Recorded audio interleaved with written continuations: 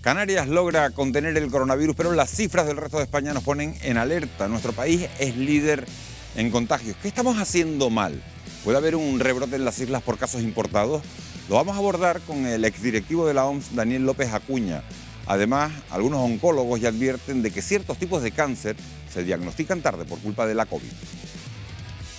Pues los pacientes no están pudiendo de una forma habitual acudir a la atención sanitaria. Por tanto, lo que nos está pasando es que los pacientes de cáncer están llegando con tumores un poquito más avanzados, en situaciones más complejas, que requieren tratamientos, digamos, un poco más agresivos, porque el cáncer no espera por el COVID. También hablaremos hoy de la pandemia económica. Las previsiones auguran que en Canarias, fíjense, aumentará la desigualdad.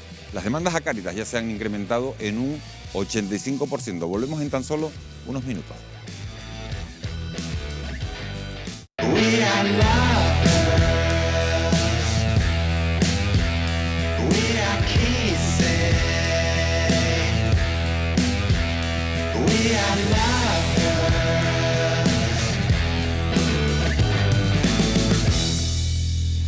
¿Qué tal? Buenas noches. Canarias está muy cerca de bajar de los 50 casos de COVID por 100.000 habitantes. Esa es la barrera que fijó Alemania para levantar su recomendación de no viajar a este archipiélago.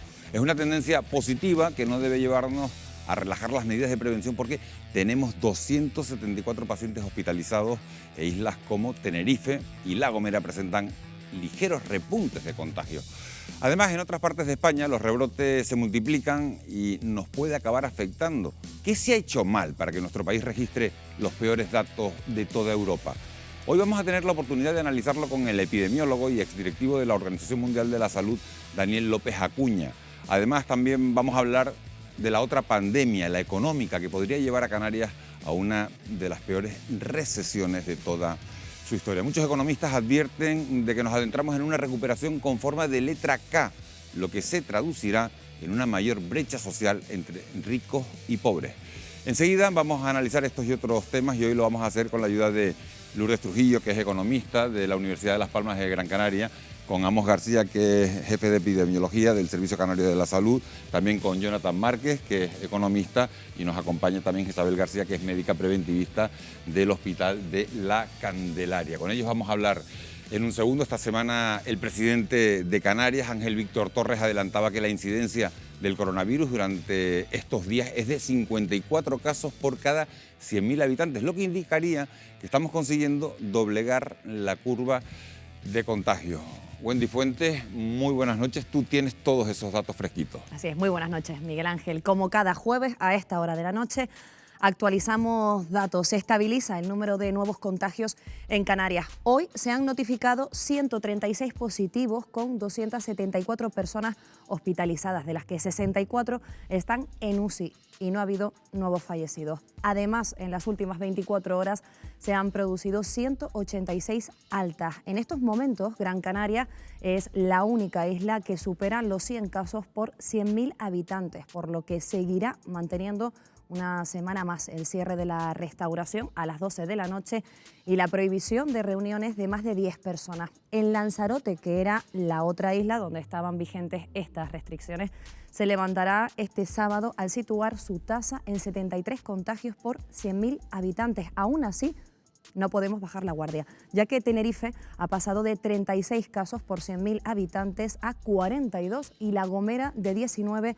a 23. Pero ¿cómo han evolucionado los casos activos en las islas desde la semana pasada? Lo vamos a ver también en este informe. Si el jueves anterior La Palma registraba 26, hoy anota 2. En La Gomera se mantiene la tendencia al alza y pasa de 11 a 17. El Hierro tiene hoy 7 casos activos frente a los 8 del jueves pasado.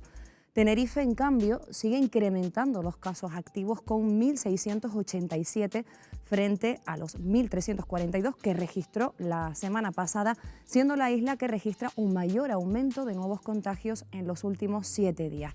Aún así, Gran Canaria es la isla más contagiada en esta segunda ola de la pandemia, pasando de los 4.639 casos activos el jueves pasado a 4.651 en el día de hoy. Fuerteventura registra 110 frente a los 129 de la semana anterior y Lanzarote contabiliza 196 casos activos cuando hace 7 días tenía 407, con un descenso significativo en cuanto a incidencia acumulada. Como ven, la situación parece estabilizarse en el archipiélago, aunque preocupa el repunte de casos en Tenerife y la alta incidencia que el virus todavía tiene en la isla de Gran Canaria. Este es el panorama y la radiografía de los datos a esta hora de la noche ya actualizados en Canarias. Miguel Ángel. Bueno, pues de esas cifras, gracias Wendy. Si hablamos de ciudades, Las Palmas de Gran Canaria, la capital de Gran Canaria, tiene una tasa de contagios de 128 por cada 100.000 habitantes, mientras que Santa Cruz de Tenerife, fíjense, registra 117. El problema es que la tendencia en Las Palmas de Gran Canaria es descendente, pero en la capital tinerfeña es ascendente. ¿Qué lectura, Amos García, debemos hacer de la variabilidad de estos datos?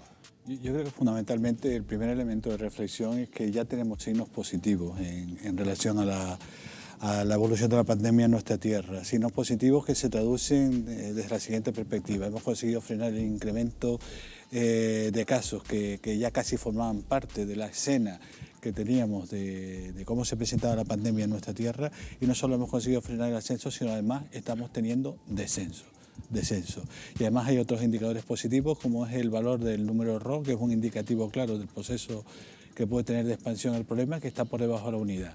Ahora bien, dicho esto, no podemos olvidar que seguimos en pandemia y que esta tendencia decreciente puede tener formato de goma y que actúe como un resorte y como bajemos la guardia volvemos a tener un proceso expansivo en el número de casos.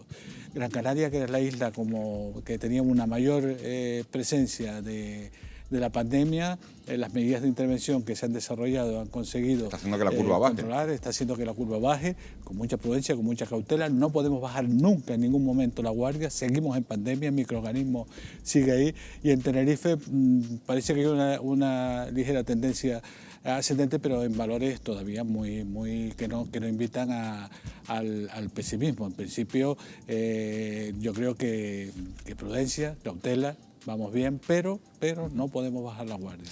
Por otra parte, Isabel, la Comisión de Salud Pública acaba de aprobar que se rebaje el periodo de aislamiento de 14 a 10 días. Francia ya tiene un periodo de aislamiento de 7 días. ¿Se deben acortar? Es la pregunta que te quiero hacer. ¿Las cuarentenas por COVID puede tener eso incidencia en los contagios? A ver, yo creo que cuando hablamos de cuarentena estamos hablando del periodo de incubación del virus, ¿no? Cuando uno tiene síntomas y es un caso, está bastante claro, porque se establecen 10 días como cuarentena, ¿no? El problema viene cuando son los contactos. Cuando son los contactos, el virus tiene un periodo de incubación de 14 días. Entonces, eso quiere decir que tú puedes ser positivo en cualquiera de esos días, del día 1 al día 14. Únicamente yo bajaría ese periodo de cuarentena siempre y cuando pudiéramos asegurar hacerle una PCR a la persona, ¿no? Si en el día 10 esa persona sigue siendo negativa, las probabilidades que positivice probablemente sean más bajas, ¿no? Entonces yo acortaría siempre con esa premisa, haciendo una PCR en el día 10. Bueno, pues está bien esa aclaración, haciendo la PCR en el día 10. Esta semana hemos conocido, además, que varios estudios científicos relacionan la falta de vitamina D con un mayor riesgo de contraer la COVID-19. ¿Puede ayudar esta vitamina a no infectarse? Lo que puede ayudar a no infectarse es la mascarilla, el lavado de manos y la distancia física. Esa es la clave. Pero la vitamina cualquier elemento que contribuya a dejar en minoría la posibilidad de un riesgo de infección siempre hay que valorarla bien. Pero los elementos claves siguen siendo los mismos. Mascarilla, distancia física, lavado de manos. Evitar espacios de aglomeración, sobre todo en ámbitos cerrados, y ser muy prudente en reuniones familiares, entre no convivientes, por el riesgo que pueden representar a la hora de aumentar el número de casos. Vale, la vitamina D no, pero ¿y las gafas? Lo digo, las gafas no me lo invento, pero las gafas es un estudio que hay en China que dice que los pacientes con gafas tienen menos probabilidades de contagiarse de la COVID porque no le entra las lentes, actúan como un protector del lagrimal para que no le entre el virus. Sí. Cualquier elemento que aparezca, porque la situación que tenemos en el contexto de la pandemia es que cada vez aparecen más publicaciones científicas sobre diferentes aspectos, porque partíamos de una bolsa de incertidumbre enorme. que afortunadamente se van rellenando de certezas conforme avanza las evidencias y el conocimiento científico. Pero yo creo que independientemente de que las gafas puedan presentar o no, en función del trabajo de ese chino, un valor extra. Es que sonríe, pero es que es serio el trabajo. No, sí. No, que lo digo sonriendo como si fuera una broma lo del trabajo de que las gafas protegen. Pero... No, y de hecho me congratula porque yo de alguna manera estaré más protegido porque uso gafas. Pero creo que no debemos perder de vista lo básico, lo fundamental. El discurso preventivo se debe de centrar independiente. No vamos a hacer que todos ahora usemos gafas. Lo que sí vamos a hacer es que todos nos lavemos las manos, usemos mascarilla y mantengamos la distancia física, Yo creo que es lo la que está clave. diciendo Amos es verdaderamente un mensaje positivo, y más en este momento, que los colegios han empezado y la universidad empieza el lunes. Entonces, claro, el lavado de manos, la distancia, él no se ha cansado de repetirlo desde que viene aquí. Isabel, cada vez hay más estudios y algunos con poca credibilidad. Sí, o sea, yo creo que un poco lo que nos ha enseñado... Nos estamos volviendo locos con tanto estudio que está saliendo. Claro, porque normalmente los estudios tienen unos plazos, ¿no? En evidencia científica normalmente hay unos plazos. Entonces lo que hemos conseguido con esta pandemia es que muchas veces esos plazos no se cumplan. Entonces están publicando muchos estudios sin una evidencia científica clara. Además, tú imagínate, Miguel Ángel, que ahora como recomendación sanitaria sea que todo el mundo use gafas. No parece razonable como medida de intervención. Lo que parece razonable... Puede haber gafas de estas que no tienen graduación, que se las pueden comprar. Bueno. Sí, pero no parece como una medida razonable desde lo que es el ámbito de la administración sanitaria. Por eso yo creo que a veces nos perdemos en determinados elementos que pueden ser sugestivos en función de que aparecen en un trabajo científico que puede tener toda la solidez metodológica. Los chinos, bueno, que eso lo vamos a hablar después, pero los chinos no tienen contagios, con gafas o sin gafas. No, eso, pero los chinos, eso dicen ellos, que eso vamos a hablar después. A lo mejor es como tener los ojos así, al llevarse las manos a los ojos se dificulta bueno, ya, más. Vamos a meternos en otro tema más. Lo que es evidente, y eso sí me gustaría dejarlo claramente expuesto: lavado de manos, mascarilla, distancia física.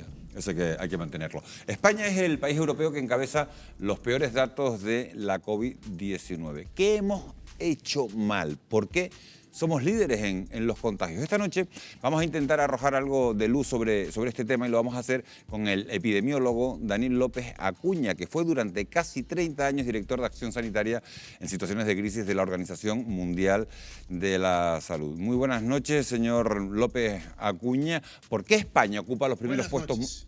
¿Por qué España, le quería preguntar, ocupa los primeros puestos mundiales en contagios y en muertes, siendo, sin embargo, uno de los países con las medidas más restrictivas, entre ellas la obligatoriedad del uso de las mascarillas? Perdone usted, pero he perdido el sonido. ¿Sí? ¿Me ha podido oír? Digo, se perdió el sonido un momento, pero creo que lo que... Bueno, le repito la pregunta, que ¿por qué España ocupa los primeros puestos mundiales en contagios y en muertes, siendo uno de los países que más medidas restrictivas está tomando, entre ellas el uso obligatorio de la mascarilla?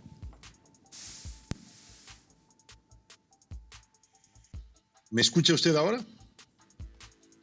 Bueno, vamos a intentar retomar esta conexión con Skype. Le traslado la pregunta, Amos, ¿por qué España está siendo uno de los países con más contagios cuando tenemos las medidas más restrictivas? Desde luego, para una respuesta razonable hay que tener en cuenta que no puede haber una única causa que desencadene esa situación. Tiene que haber una multitud de causas. Yo en estos momentos al respecto creo que sería bastante conveniente de que una vez que la pandemia nos dé tiempo, nos dé espacio, se pudiera analizar por una comisión independiente, yo estoy completamente de acuerdo, cuáles son los motivos que han posibilitado esta situación. A mí me falta evidencia científica para poder decir esto es lo que ha ocurrido en España. Hay algunos elementos que pueden ser indicativos, como la situación de vulnerabilidad que tenía el sistema sanitario, fruto de toda la política de recorte que se había desarrollado a partir de la crisis del 2008, con una estructura de salud pública muy debilitada, con una estructura de atención primaria que necesitaba oxígeno y con una estructura del área especializada que también necesitaba estar bien preparada hacia lo que se le venía encima.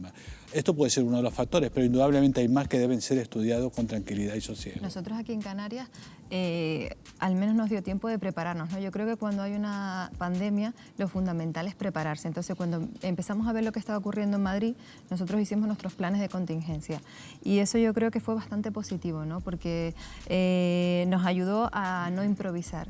Entonces, como decíamos también, analizar los factores que han contribuido a que se haya gestionado de esta manera en España es muy difícil de decir qué es lo que lo ha motivado, ¿no? No podemos decir una cosa u otra, pero sí es verdad y estoy de acuerdo en que las estructuras tanto de salud pública como de atención primaria estaban bastante debilitadas. Vamos a intentar hacerle la pregunta de nuevo a Daniel López Acuña. El señor López Acuña le preguntaba que qué estamos haciendo mal en España para que haya tanto contagio.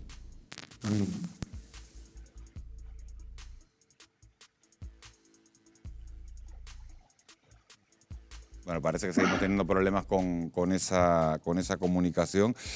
Entre las medidas adoptadas, Isabel, más duras en nuestro país fue sin duda el confinamiento. Después otros países como Suecia no han recurrido a él y las tasas de infección son notablemente más bajas. ¿En España se podía haber tomado alguna otra medida o el confinamiento fue lo más acertado en ese momento? Hombre, yo creo que todo depende, desde el punto de vista sanitario, todo depende cómo quieras afrontar la pandemia, ¿no? ¿Quieres ser proactivo o quieres ser reactivo, ¿no? Entonces yo creo que en España fuimos un poco reactivos. Es decir, por ejemplo, en países como, no tanto Suecia, pero países como China, sí que han sido más proactivos. ¿Qué han hecho? Muchas PCRs a toda la población general. Y esos positivos los han puesto en cuarentena. Si nosotros hubiéramos sido capaces de hacer esos test diagnósticos desde el primer momento y aislar a todas las personas positivas, pues probablemente no hubiéramos llegado a hacer ese confinamiento general de la población, ¿no? Pero bueno, son estrategias que cada país decide cuál es la más adecuada. Si bien es verdad que es la primera vez que nos enfrentamos a una pandemia, ¿no? No es Ahora, fácil. opiniones variadas sobre este tema, sobre si fue lo más adecuado, nunca vamos a saber qué hubiera pasado si no lo hubiéramos tomado en ese momento. Mientras retomamos la entrevista, vamos a intentar establecer de nuevo esa comunicación con Daniel López Acuña. Vamos a hablar sobre las vacunas. Una de las más prometedoras es la estadounidense Janssen, que ya se está probando con voluntarios españoles. Nosotros hemos podido hablar con uno de esos voluntarios. Presten atención. Ernesto, muchas gracias por estar con nosotros esta noche. ¿Por qué decidiste participar en este ensayo de la vacuna de Janssen? Yo tengo que dejarle a mis hijos un ejemplo de lo que es la solidaridad humana. Además, tengo otro motivo. Mi mujer tuvo un cáncer de mama muy agresivo hace unos años y la verdad es que gracias a que la ciencia ha avanzado, mi mujer está curada. ¿Pero no te preocupa pasar por alguna reacción adversa como ha sucedido con algunos voluntarios de la vacuna de Oxford? Yo de momento no he tenido ningún efecto, no me he sentido mal, entonces estoy feliz porque creo que si llego a generar los anticuerpos, la vacuna va por buen camino, ¿no? Yo no tengo que hacer ninguna cuarentena, tengo que hacer vida normal, tan normal como la hace el resto de ciudadanos. ¿Qué quiero decir? Yo tengo que seguir utilizando mis mascarillas, tengo que seguir tomando todas las medidas para evitar contagiarme. O sea, no se trata de entrar en un ensayo y luego salir a contagiarse. No funciona así el ensayo. Cuéntanos cuándo te inocularon y el seguimiento que te han realizado desde entonces. La vacuna me la pusieron el miércoles pasado, el 16 de septiembre. O sea, después de que nos ponen la vacuna, que van a ser 3 dosis, nos hacen a los 7 días, nos toman una muestra de sangre, a los 14 y a los 28. ¿Qué te han explicado exactamente de esta vacuna, Ernesto? Nos han dicho que esta vacuna es parte de otra vacuna que ya existía y que ya ha sido ensayada, lo que es el vector. Solo le han puesto la proteína del coronavirus, modificado para que no nos haga daño, y entonces con eso provocar la generación de anticuerpos. Según el CIS, el 40% de los españoles asegura que no se pondrán la vacuna cuando salga al mercado. ¿Pero tú cómo les convencerías?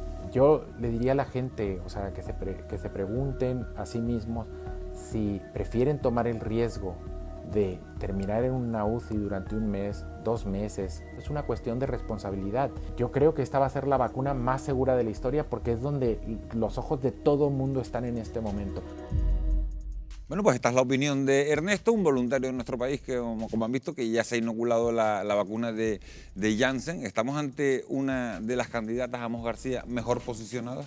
Sí, en estos momentos hay 8 proyectos que están en fase 3 de ensayo clínico y de los cuales hay 4 que están en una posición más avanzada. Una de ellas es la de Janssen.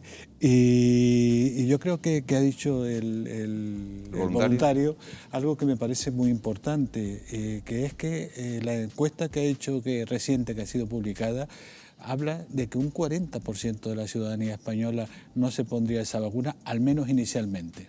Esperemos que secundariamente sí se la pongan, pero eso es señal de algo que hay que resolver. Es señal, por ejemplo, y casi es un fracaso de las estrategias de salud pública. Yo creo que hay que fortalecer la idea clave de que la vacuna es el único instrumento que nos va a permitir modular la pandemia.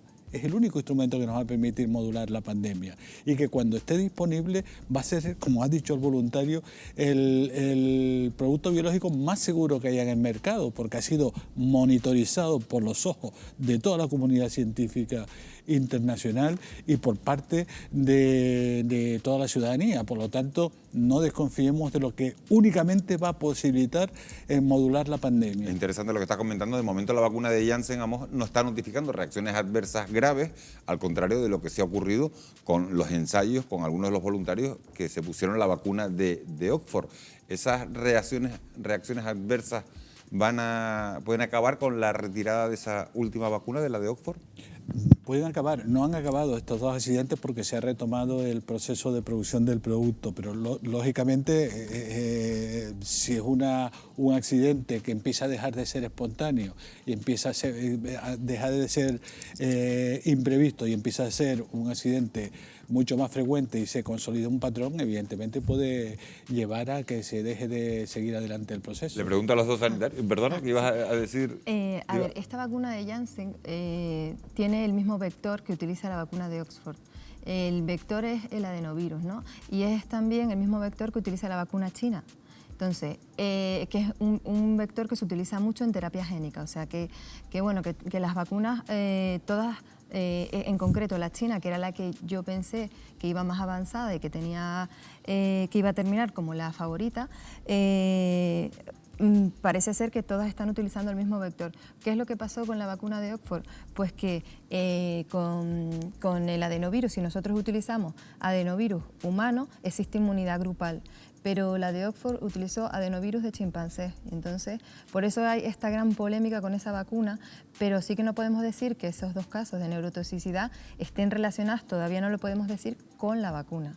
Y le iba a preguntar... De hecho, se sigue el proceso de producción, se continúa, porque y yo creo que lo que hay que poner en valor es precisamente eso, cómo se enfoca antes que nada la seguridad del producto. ¿Y cuál es la mejor posicionada? Le pregunto a los dos, Isabel, Amos, ¿cuál es la vacuna mejor posicionada en este momento? Hombre, depende. Las que estaban más avanzadas, y yo esta de Janssen, la verdad que no la conocía tanto. Para mí las que estaban más avanzadas era la vacuna china, una vacuna china que parecía ser la favorita. Luego estaba esta vacuna de Oxford y luego estaba la vacuna estadounidense, la famosa Moderna, ¿no?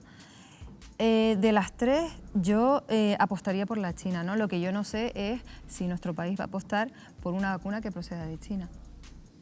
Yo creo que hay que apostar por la primera que llegue y haya garantizado claramente y lo haya publicitado en revistas científicas de impacto la seguridad y la eficacia. Por esa por la que hay que apostar. Yo no sé cuál es la primera que va a llegar, porque en los ensayos clínicos suelen aparecer accidentes como los que ha tenido la vacuna de Oxford. No son extraños, estamos hablando de un proceso... Hay que apostar por una, hay que apostar por varias. Hay que apostar por varias. De esa preventiva, fundamentalmente porque estamos hablando de un instrumento que se está administrando a miles y miles y miles de personas, por lo cual este tipo de accidentes son frecuentes y pueden retrasar el proceso de producción. Así que la primera que llegue será la que nos entusiasme a todos.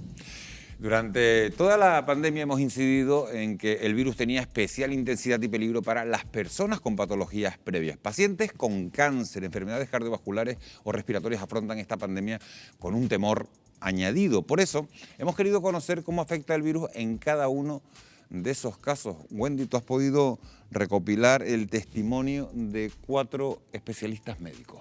Así es, precisamente un equipo de este programa ha entrevistado a 4 especialistas médicos precisamente para resolver, ¿no?, esas preocupaciones de muchos pacientes que presentan patologías previas.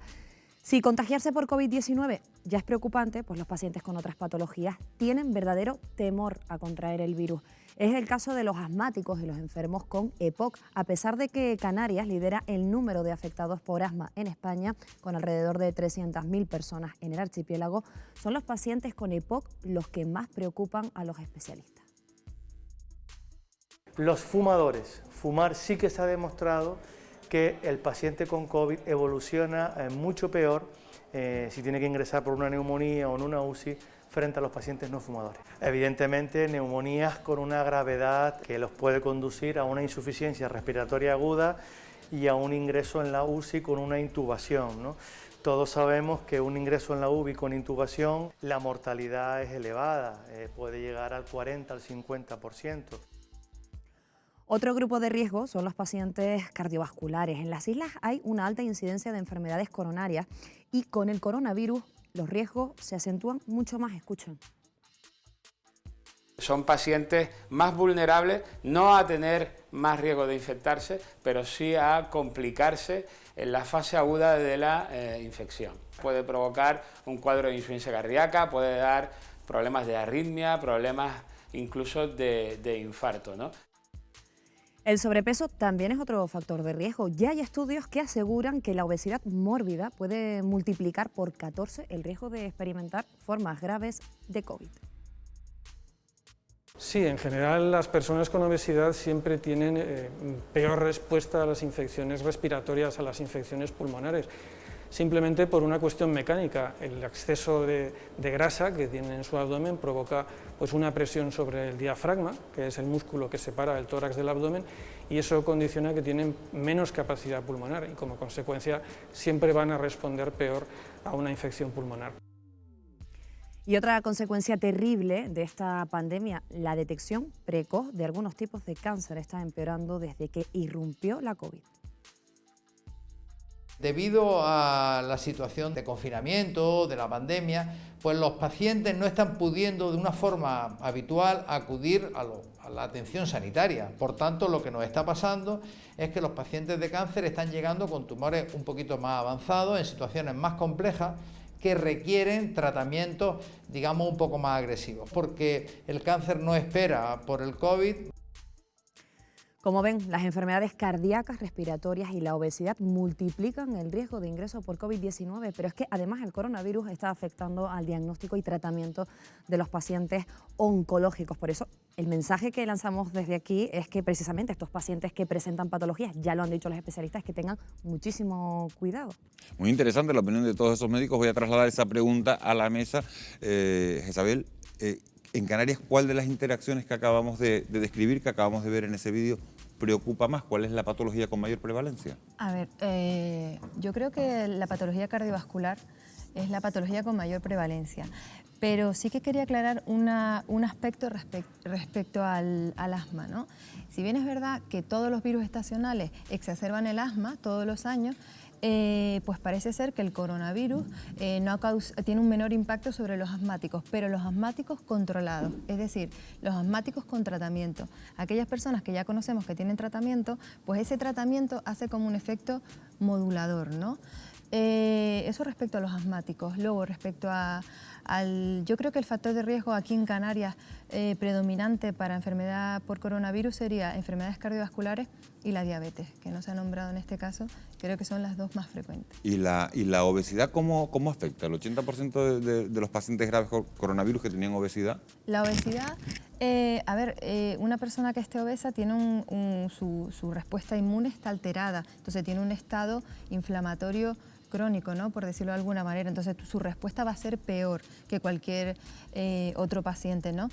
Pero nosotros hemos hecho un estudio en el hospital, en nuestro hospital al menos puedo decir que la obesidad no fue un factor que nos llamara excesivamente la atención. Sin embargo, la patología cardiovascular y la diabetes sí.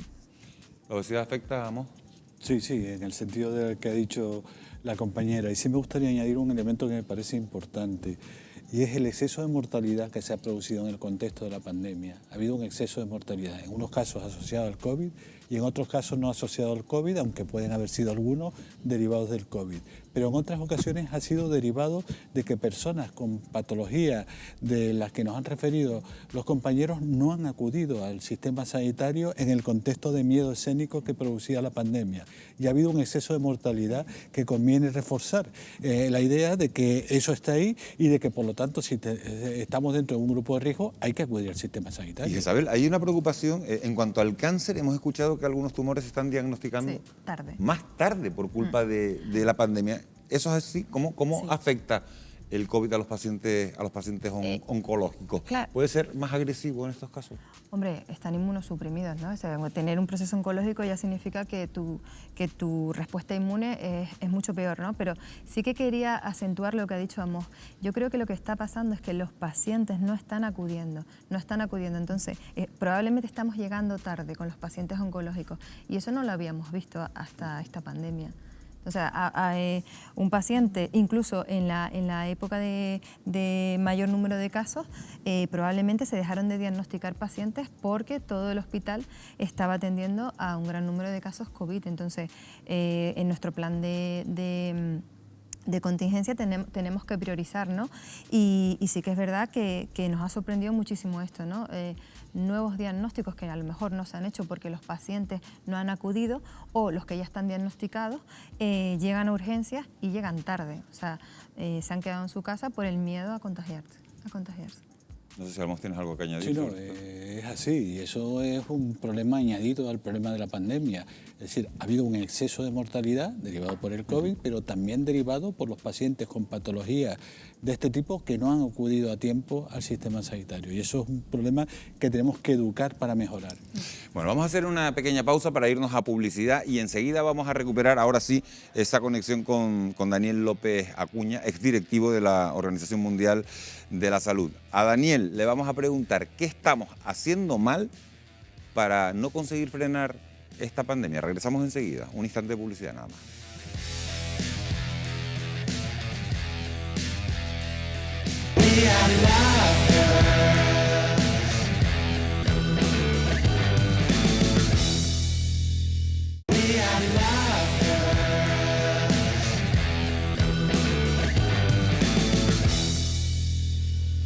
11 menos 5 de la noche, estamos en directo en Fuera de Plano en Televisión Canaria. Les prometí que íbamos a hablar con un exdirectivo de la Organización Mundial de la Salud, con Daniel López Acuña. Ha estado 30 años en la OMS. Señor López Acuña, a ver si nos oye ahora por fin bien. Sí, ¿verdad? Buenas noches. Ahora sí, perfectamente. Por fin podemos hablar, sí. Bueno, pues le iba a preguntar, porque tenemos mucho interés en saberlo, ¿qué hemos hecho mal en España para no haber conseguido frenar la ola de contagio? Bueno, han sido varias cosas. Lo primero es que no entendimos que la nueva normalidad no significaba poder volver a hacer cualquier cosa. No entendimos que aún el virus está circulando, persiste y que teníamos que tener cuidado. Nos relajamos demasiado y hoy estamos pagando esa factura. Ese es un gran componente. Demasiadas aglomeraciones, celebraciones, falta de distancia física, falta de uso de mascarilla. Y esto lo hicimos junio, julio y agosto y por eso estamos como estamos en estos momentos. Lo segundo es que no todas las comunidades autónomas tomaron las medidas que tenían que tomar para reforzar su atención primaria, su vigilancia epidemiológica, su capacidad de rastreo, la capacidad de hacer pruebas PCRs y la capacidad de aislar a los asintomáticos positivos. Y como consecuencia han ido creciendo los brotes, no se han detectado adecuadamente, se han extendido. Algunas comunidades autónomas, es el caso de Canarias, es el caso de Asturias, donde estoy yo, siguen controlando bien los brotes, pero en otras comunidades autónomas, es el caso de Madrid y de otras varias comunidades autónomas, hemos evolucionado hacia una transmisión comunitaria que está fuera de control y que requiere medidas mucho más drásticas. Señor López Acuña, entre las medidas adoptadas en nuestro país, la más dura tal vez fue el confinamiento. Sin embargo, otros países como Suecia no han recurrido a él con tasas de infección notablemente más bajas. ¿En España se podía haber tomado otra medida o fue acertada en su momento? Y yo pienso que fue una medida absolutamente acertada. Los gráficos y la evidencia nos muestran que en el momento en que se confinó y se redujo la movilidad, a los 15 días pudimos observar el abatimiento de la curva y la curva se doblegó. Pero el gran problema fue que nos aceleramos un poco en la desescalada y sobre todo que no asumimos las conductas adecuadas en la nueva normalidad. El caso de Suecia hay que tomarlo con pinzas, porque el caso de Suecia no es tan fácil de interpretar como parece. Suecia ha tenido una mortalidad muy grande en personas mayores, a pesar de que no haya tenido el número de contagios grande. Entonces eso también es un problema. Y tenemos que entender que en la cultura escandinava, y yo conozco bien porque voy mucho a Suecia, tengo un hijo que vive ahí, y debo decir que en la conducta escandinava la distancia física es una práctica habitual y no es algo que saque de balance el comportamiento cotidiano. Entonces, yo volvería a insistir, fue acertado el confinamiento, fue acertado suspender la movilidad, y si las cosas evolucionan de una manera muy negativa en algunas comunidades autónomas, tenemos que replantearnos medidas de esa naturaleza. Bueno, después de todo eso llegó la desescalada, un periodo de 2 meses en el que se iban rebajando las medidas por comunidades autónomas. Ahora vemos que la apertura produjo una segunda ola de contagio mucho antes de lo que se pensaba. ¿Estuvo mal planteada o mal aplicada? Mire, yo creo que estamos observando un repunte de contactos, no solo en España, también lo es muy pronunciado en Francia, está haciéndolo en el Reino Unido, hay otros países europeos que están caminando en esa dirección, no en la magnitud de España, pero también. Entonces, ¿qué ha pasado desde mi punto de vista? Es que hemos bajado la guardia en las medidas de protección y en las conductas personales, y hemos bajado la guardia en el reforzamiento de las acciones de salud pública. Yo creo que en la desescalada algunas comunidades autónomas corrieron demasiado. Querían apresurar, querían quemar etapas y no dejar que se fuese abatiendo adecuadamente la curva de transmisión. Pero en cualquier caso se logró abatir.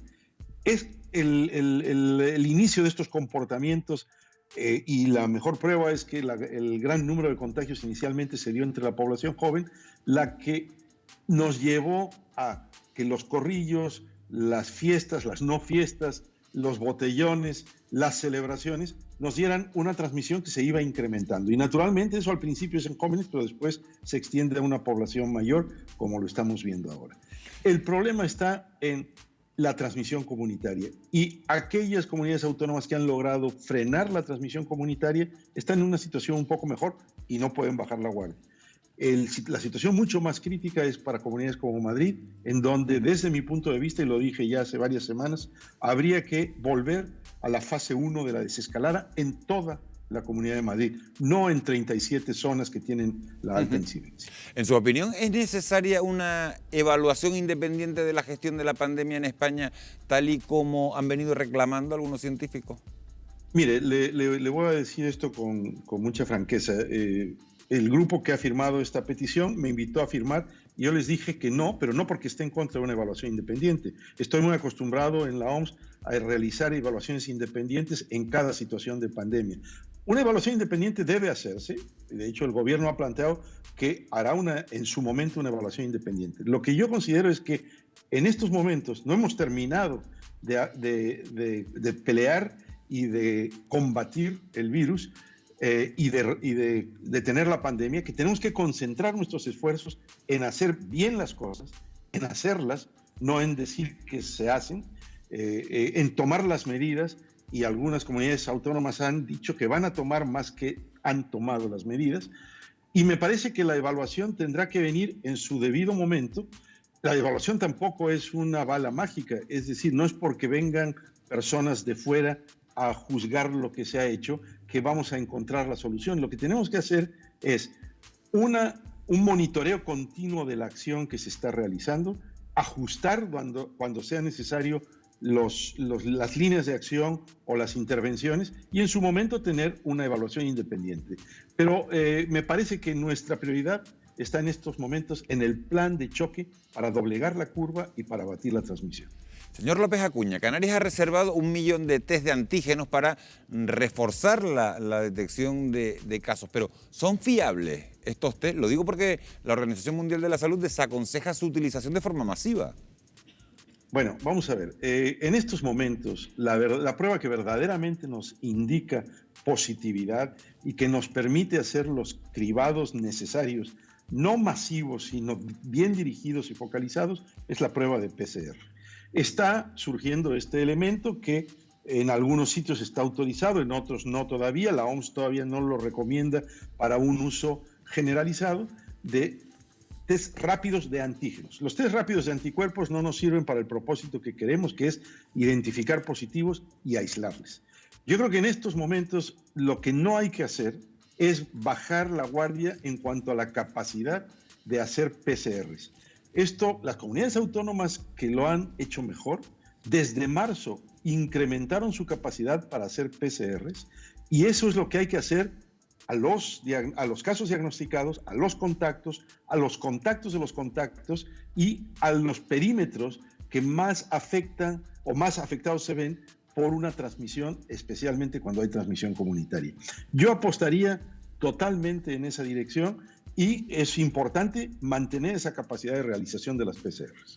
Una última cuestión, señor López Acuña. Usted ha sido directivo durante 30 años de la Organización Mundial de la Salud y el papel de la OMS ha sido cuestionado por muchos durante esta pandemia. ¿Cree que actuó a tiempo? ¿Cuáles han sido los errores de la Organización Mundial de la Salud en esta crisis del coronavirus? Mire, lamentablemente en esto se suma la serie de críticas ligadas a un objetivo político, como es el caso de las críticas del presidente Trump, que busca en ello un arma más para todo el fenómeno electoral que vivirá Estados Unidos en un par de meses. Yo creo que es muy importante que se examine con toda objetividad la pertinencia de las intervenciones y de las recomendaciones de la OMS. De hecho, ya se estableció un panel independiente o un comité independiente para revisar la actuación de la OMS como fue mandatado por los 194 países miembros en la Asamblea Mundial de la Salud en mayo. Lo presiden la expresidenta de Liberia y la ex primera ministra de Nueva Zelanda, y que fue también directora o administradora del Programa de Naciones Unidas para el Desarrollo.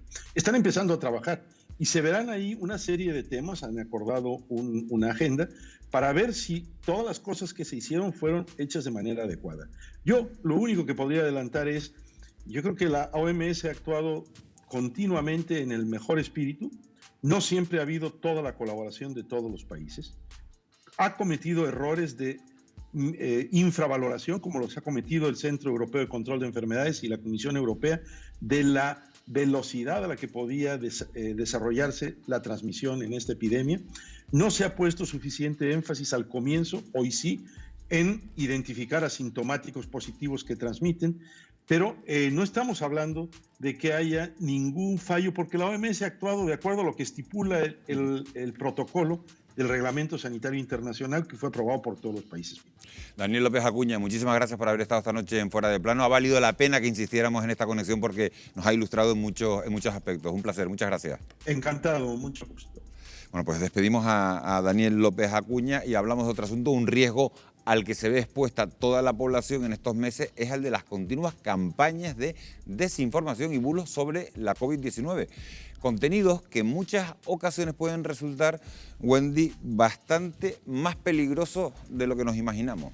Mucho más, así es. Acabamos de cerrar un verano plagado de bulos, de medias verdades, de informaciones incompletas sobre el coronavirus, con cientos de millones de vídeos, imágenes y textos circulando a toda velocidad por las redes sociales en todo el mundo.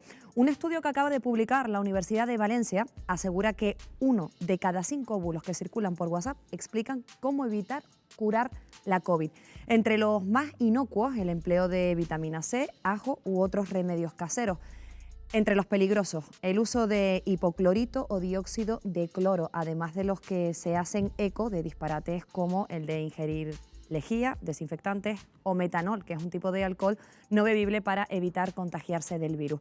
Y por extraño que parezca, hay gente pues, que se lo cree. De hecho, en Irán el consumo de metanol ha provocado cerca de 800 muertes y casi 6.000 hospitalizaciones en 2 meses. La reciente vuelta al cole también ha servido además para reavivar los bulos como que las mascarillas reducen el oxígeno, pudiendo provocar infecciones y daños al sistema inmunitario de los más pequeños de la casa.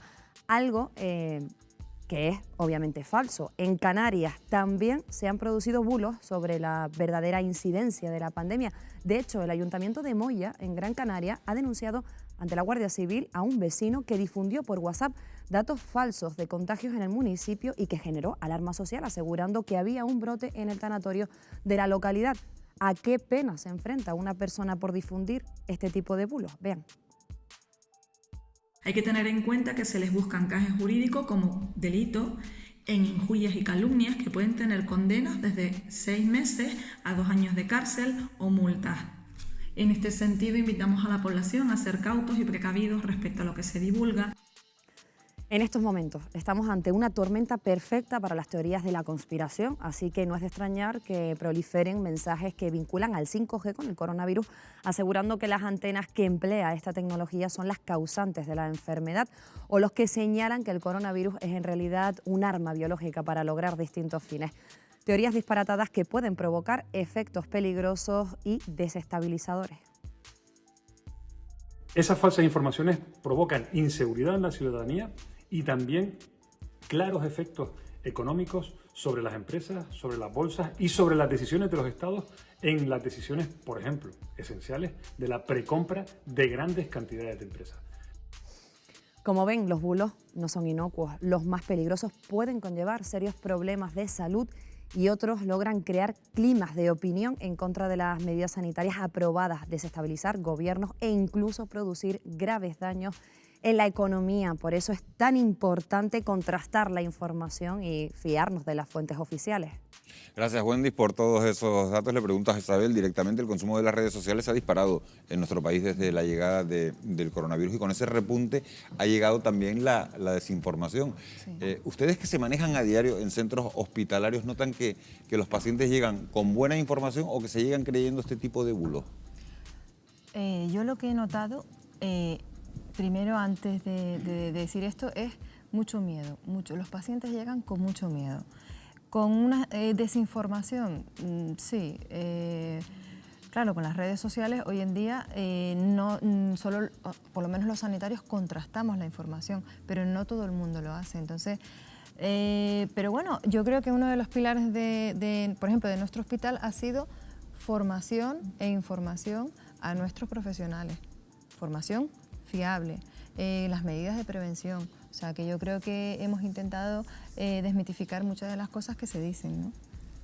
Indudablemente los bulos además crean un ambiente de irritabilidad que se nota en la población, ¿no? Y entonces esto incomoda y además tiende uno a ponerse negativo ante las medidas que se están tomando. Con respecto a lo que se hablaba antes, ¿no?, de que España es el país peor del mundo, yo creo que algunos de esos datos hay que relativizarlos, es decir, es donde más contagio hay, pero ¿con respecto a qué?, ¿no? A lo mejor habría que relativizarlo con respecto al número de PCRs que se hacen, no lo sé, pero por ejemplo en el número de muertos, si comparamos eso por cada 100.000 habitantes, España de Europa no es el peor país, ¿no? En Bélgica está por encima, entonces, y el Reino Unido más o menos está a la par que España. Entonces, bueno, hay que tener cuidado porque sí es bueno alertar a la gente y que no perdamos las 3M que tanto insistimos. Claro, pero y además en la desescalada se produjo uno de esos problemas. Las 3M son fundamentales, desde luego, y más ahora con los colegios,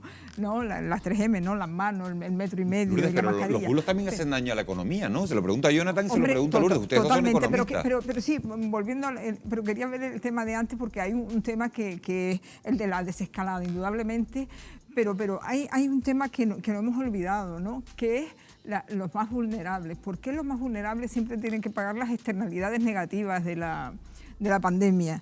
Entonces, me refiero a la desescalada, porque no hemos olvidado de las poblaciones, de la densidad de población. Por ejemplo, en Canarias, ¿dónde la desescalada sí, pero Lourdes, yo te en Gran pido Canaria, un momento nada más, en Gran Canaria, la más densa, en Madrid, en Barcelona, los más densos, y además, una cosa importante, en poblaciones con rentas más bajas. Entonces, vuelvo a esto. ¿Pero por qué vuelvo a esto? Porque a lo mejor las medidas a tomar importantes, toda esta serie de medidas, habría que tomar estas medidas con especial cuidado en este tipo de población, ¿no? O sea, no olvidarnos de esto y tenerlo en cuenta. Vale, con respecto a los bulos... Jonathan, ¿los bulos hacen daño a la economía? Sí, los bulos. Gracias, Lourdes. Los bulos hacen daño a la economía, hacen daño a la sociedad, a la sanidad. Los bulos hacen daño a cualquier materia a los que quieran hacer daño y referirse. Especialmente en la economía, un bulo... tanto sea bueno como malo, siempre, bueno, cuando en el momento de las vacunas escuchábamos bulos también, o noticias que hacían a propósito, que afectaban económicamente a esas empresas, afectaba a la bolsa. Después se descubría que eran bulos, es decir, los bulos afectan en cualquier materia. Yo le preguntamos si el objetivo de muchos de esos bulos es promover el consumo de determinados alimentos. Por ejemplo, hemos oído que hay alimentos como los ajos, como los plátanos, como el agua con sal, como el vinagre, que hacen que no nos contagiemos del coronavirus, que por lo menos se pongan unas barreras y más dificultades. ¿Hay algún alimento en realidad, alguna vitamina o alguna bebida que realmente pueda reducir las posibilidades de contagio? La mascarilla, el lavado de manos y la distancia física. Vuelvo a insistir en el elemento clave y fundamental que tenemos que tener claro. No nos perdamos en el contexto de que si unas gafas, que si la vitamina D. Centrémonos en lo fundamental, que es lo que evita contagio. Y sí me gustaría decir algo que me parece importante en relación al proceso de desescalada que se vivió en nuestro país, que fue desde un punto de vista del rigor metodológico espléndido. Estaba en función el paso de fases a una serie de indicadores que debían cumplir los ámbitos geográficos que iban a participar de ese proceso de desescalada. Se hizo en periodos de 2 semanas de acuerdo a lo que se entendía que era el periodo de incubación del SARS-CoV-2, pero ¿qué ocurrió? Hubieron muchas comunidades autónomas que presionaron para pasar de fase a pesar de no cumplir los indicadores epidemiológicos. Y todos esos elementos de reflexión nos los tenemos que plantear a la hora de abordar la situación que hay en estos momentos. Entonces, sin tener en cuenta las peculiaridades de cada una de las poblaciones, vuelvo a repetirlo. Sí, evidentemente. ¿Dónde se están dando la mayoría de los casos? En los barrios populares. Claro, en las poblaciones con renta baja y además con una densidad muy alta. Claro, ¿y por qué? Que viven 10 personas. Porque 70 en una casa, metros cuadrados viven 10 personas. Ahí es difícil mantener la distancia. Claro, indudablemente. Y Gran Canaria, ¿por qué tiene ahora...? ¿Por qué? Porque Gran Canaria es la isla más densa dentro del archipiélago. Entonces, evidentemente se ha notado. ¿Isabel quería apuntar algo? Sí, yo decir respecto a este tema es que cómo podemos prevenir infectarnos por coronavirus es igual que cómo podemos prevenir infectarnos o enfermarnos por cualquier enfermedad. Es decir, dentro de la vitamina C o todas estas... El ajo, el agua todo con esto sal. que se ha comentado, lo que está claro es que una alimentación saludable y hacer ejercicio físico previene no solo no de infectarte de coronavirus directamente, sino cualquier enfermedad. Estar saludable. Nos vamos a ir de viaje un segundito, y de viaje imaginariamente, porque en medio de esta segunda ola de contagios todos los gobiernos miran hacia China y lo hacen con una mezcla entre, digámoslo así, escepticismo y asombro. Siendo el origen, fíjense, del virus, el país asiático afirma llevar 40 días sin contagios locales y el sábado reportó solo 168 casos activos llegados desde el exterior. El uso de mascarillas solo es obligatorio en el transporte público y lugares cerrados con aglomeraciones. Los colegios han abierto con normalidad, de forma presencial y sin grupos burbuja. Nos hemos puesto en contacto con Jackie, un futbolista majorero que reside en la ciudad de Qingdao. Esto es lo que nos ha explicado. Hola, soy Jackie Yen, soy de Fuerteventura y actualmente estoy jugando al fútbol en China. Nada, decirles que por aquí el tema del virus está bastante bien. Ya no hay ningún tipo de restricción para la gente, para hacer actos deportivos o de lo que sea. Se pueden hacer sin problema. También decir que ya no se usa prácticamente la mascarilla y bueno, es bueno saber que está mejorando todo aquí y que pronto mejorará ya también. Así que nada, les mando mucha fuerza y un saludo.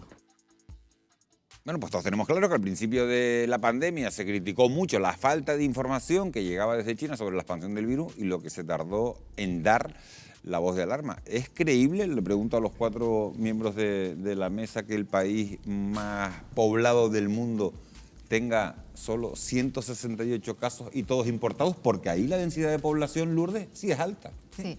Sí, indudablemente. Muy alta. A ver, mucho más que en Gran Canaria, que en Las Palmas de Gran Canaria. Vamos a poner un ejemplo en concreto, ¿no? La ciudad de Wuhan. Ciudad de Wuhan tiene 11 millones de habitantes. ¿Qué hizo China que no hicimos nosotros? Primero, cuando decían que habían hecho 10 hospitales en 10 días, que en España pues los mirábamos un poco escépticos, ¿no? No hicieron 10, hicieron 200 hospitales. ¿Qué hizo? No eran hospitales en sí de tercer nivel, sino cogieron museos, sitios de ocio y los convirtieron en zonas donde poder poner a los asintomáticos positivos o a los casos leves. ¿Y eso qué consigue? Pues eso consigue que los hospitales de tercer nivel se puedan dedicar a otras cosas aparte del coronavirus. Y otra cosa que hicieron, que yo considero que fue una estrategia muy acertada, pues en 9 días hicieron 9 millones de PCR. En 9 días. O sea, lo que decías de densidad de población, si tú haces PCR a la población de manera masiva, pues eres más proactivo y podrás detectar mayor número de casos y confinarlos. Y de hecho tenían unos locales específicos, como he dicho, para confinarlos. Cada país ha decidido hacerlo de una manera, ¿no? ¿Son reales los datos de China? No me interrumpan, medidas específicas a características determinadas. Y yo no sé si será cierto o no lo de China, pero indudablemente ha tomado medidas específicas para ese tipo de población. Claro, yo creo que hay que entender también que la distribución social en China, las características de la sociedad china, hace posible determinadas medidas que en otros contextos sociales sería mucho más complicado llevar a cabo, ¿no? Yo entiendo que eso es una variable que también tenemos que tener en cuenta. Son ciertos, siempre con China ha habido problemas en cuanto a la credibilidad de la información que nos suministra. Estamos hablando, de 168 casos en un país que tiene más de 1.000 millones de habitantes. Sí, siempre ha habido problemas de credibilidad en relación a la información que nos suministraban de China. Siempre hay un cierto desconfianza histórica, pero además basada en argumentos, en el sentido de que no siempre nos han dicho que estaba pasando.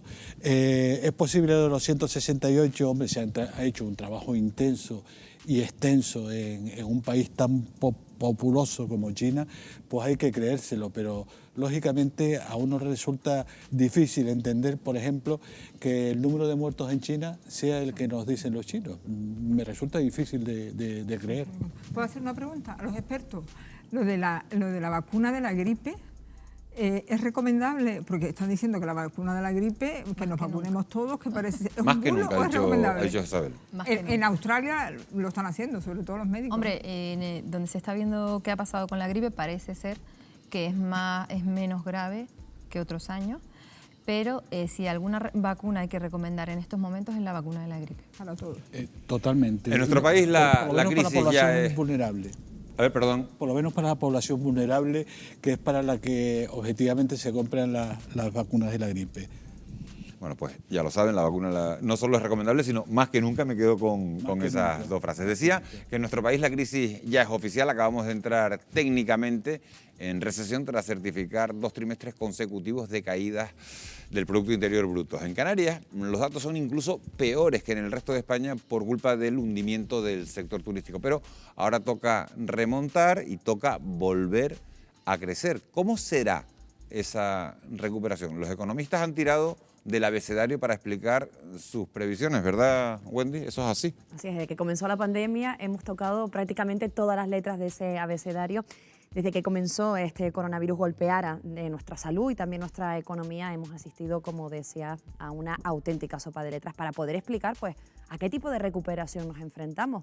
Los analistas comenzaron por una V, es decir, una caída brusca de la actividad que le seguía una recuperación rápida, algo que ya está totalmente descartado. Después se abrió paso a otras letras como por ejemplo la W, que vaticinaban picos de descensos y de rebotes, o la L también, para visualizar una lenta remontada. Ahora destaca en el abecedario económico la letra K. ¿Y en qué consiste esta nueva previsión en la que está de acuerdo una gran mayoría de los economistas? Vamos a verlo también en este informe. Significa una profunda caída de la que surgen 2 líneas diferentes. Una ascendente, que representa a los ganadores de la crisis, y otra descendente, protagonizada en este caso por los perdedores de la pandemia. Como ven, son líneas de muy distinto recorrido que tendrán una consecuencia. Ensanchará las desigualdades, unas desigualdades que se van a observar en todos los niveles. entre los países, entre las comunidades autónomas, en el caso de España, entre los sectores económicos y también entre las personas. En cuanto a las diferencias por territorios en nuestro país, todo indica que las islas seguirán la línea descendente de la K. Los indicadores así lo apuntan. Es la autonomía con mayor tasa de paro, es la cuarta región con mayor número de trabajadores en ERTE, la renta de los canarios ya es un 20% inferior a la media del conjunto de España y la ONG Intermón calcula que la pandemia dejará en el archipiélago 47.500 personas más en situación de pobreza. Y si nos detenemos en los sectores económicos, también podemos observar una recuperación desigual. Según los expertos, las pymes y las empresas dedicadas a los servicios vinculados especialmente al turismo y al ocio tardarán mucho más en recuperarse. De ahí que formen parte de la trayectoria descendente de la letra K. Por el contrario, entre los ganadores de la crisis se sitúan las grandes empresas y en particular los negocios dedicados al sector tecnológico y a los productos farmacéuticos. También salen beneficiadas las ventas online y, en consecuencia, la distribución de productos. Todos ellos ya caminan sobre la línea ascendente de esa misma letra K, un trayecto positivo que también recorrerán como ganadores los que se mantienen cierta fortaleza económica para aguantar una crisis bastante prolongada. Los trabajadores de mayor cualificación que además pueden teletrabajar y los que prestan sus servicios en los sectores fortalecidos por esta pandemia. De otro lado, los que se llevarán la peor parte son las personas que cuentan con menores ingresos, que viven al día y que carecen de ahorros para poder resistir. También los trabajadores de empresas muy dañadas por la caída de la demanda y además los empleados y parados con peor formación. Esta es la situación que presenta la letra K y en la que todos los economistas ahora están de acuerdo que será la que representará la futura situación económica. Pues no parece muy optimista el panorama que nos acabas de describir. Jonathan, el panorama no invita al optimismo, según nos ha explicado Wendy. Esa letra K supone que la desigualdad va a ser la gran protagonista de la recuperación. En Canarias preocupa sobre todo la situación de las familias vulnerables. Cáritas ha llegado a cifrar en un 85% el aumento de las peticiones de ayuda desde el inicio de la pandemia. ¿Nos estamos acercando a una fractura social sin precedentes? Sí, ya en marzo vaticinábamos que esta crisis iba a ser brutal. Incluso aquí en el programa, por aquella época, decíamos que iba a depender de que hubiera un segundo confinamiento o de otro parón de la economía. Toda crisis termina generando, cuando inicia una recuperación, toda crisis genera una desigualdad social, toda crisis lo genera. En este caso, como ha explicado Wendy, esa forma de K, en mi opinión, más que una recuperación económica, o el símbolo de una recuperación económica, es más cómo afectará a sectores económicos específicos y, por supuesto, a la parte social. Yo sigo defendiendo que la caída va a ser, como ya hemos dicho otras veces, muy vertical y la recuperación va a ser lenta, ascendente. Si tuviera que poner un símil, diría que sería como la marca comercial Nike. Como ese símbolo. El símbolo así, ¿no? Un símbolo de descendente muy brusco y un crecimiento podemos decir, unos 3, 4 años para llegar a unos niveles más o menos parecidos a los que conocíamos antes de la pandemia. Este símbolo K, que efectivamente los economistas pues, estamos un poco estudiando, realmente viene a tratar cuál va a ser el efecto en determinados sectores, como decía Wendy, el sector tecnológico contra otros sectores económicos y, por supuesto, cómo va a afectar a la sociedad. Lourdes, la desigualdad también se va a instalar en el mercado laboral. A mayor formación y mayor cualificación profesional habrá mayor posibilidad de mantener, de encontrar o de mantener un empleo en Canarias. Trabajas en la Universidad de Las Palmas de Gran Canaria. La formación, sin embargo, sigue siendo una gran asignatura pendiente. Sí, es uno de los temas que tenemos. Bueno, estoy absolutamente de acuerdo con lo que hablaba mi compañero economista, mi exalumno. Y además Canarias parte de una situación peor que el resto de España en varias de las variables que apuntaba Wendy hace un momento. Ya sabíamos que tenemos las tasas de paro más altas en gente joven, tenemos una tasa de pobreza más alta casi que la media española, en fin, salario medio más bajo que la media española, en fin, una serie de indicadores que ya conocíamos. Pero también tenemos que ver el lado positivo, también es una oportunidad. ¿Por qué es una oportunidad? Porque ahora nos damos cuenta que efectivamente los más vulnerables son los que más sufren. ¿Por qué? Porque están menos formados, porque tienen menos posibilidades de salir adelante y porque además viven en una situación casi de pobreza, ¿no? en este sentido. Entonces, claro, y si no se toman medidas para esto, pues posiblemente sean los que paguen esas externalidades negativas de que hablaba antes. Por tanto, tenemos que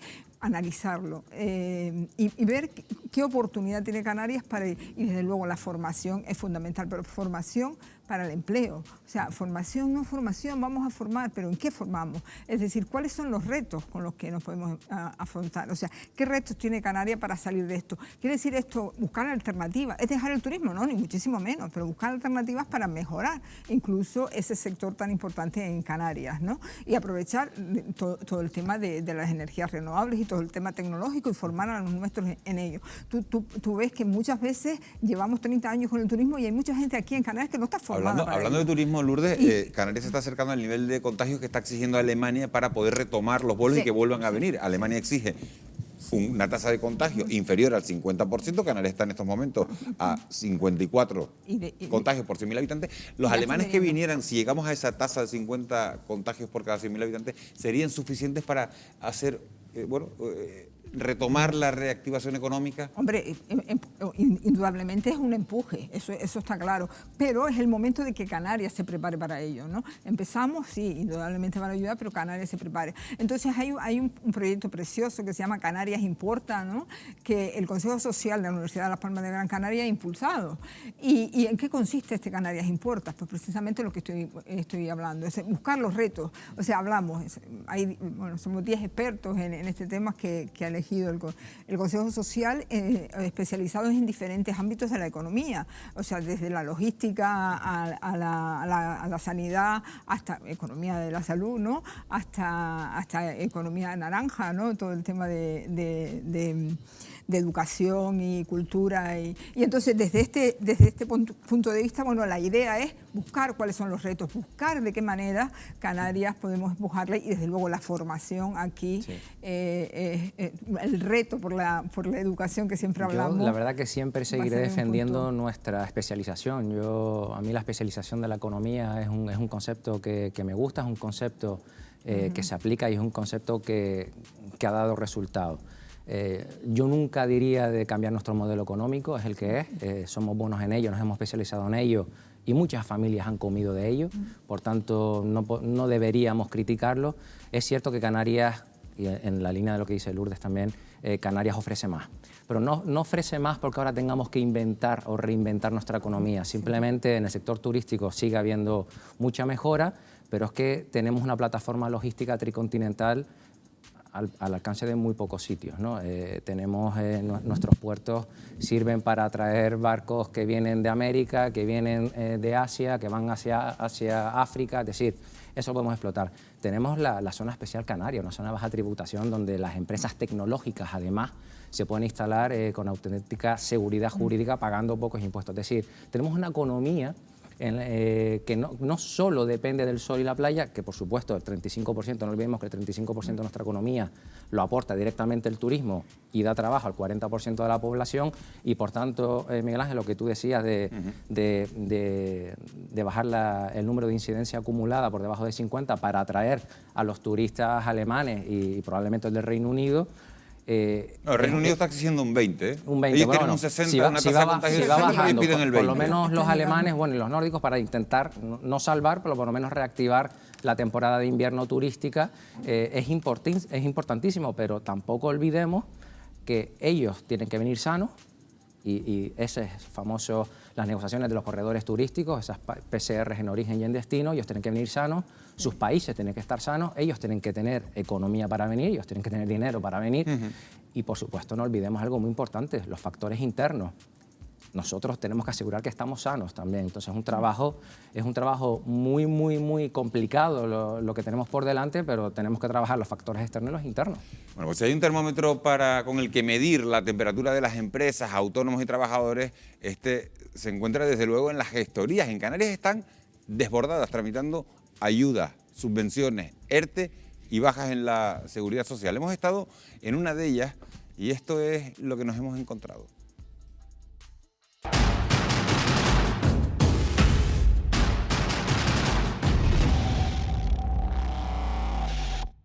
Las gestorías están desbordadas. Desde que se inició la pandemia han visto aumentar su volumen de trabajo. Es por ello que han realizado jornadas de hasta más de 15 horas para poder dar respuesta a la avalancha de ERTEs y cese de actividad de los autónomos.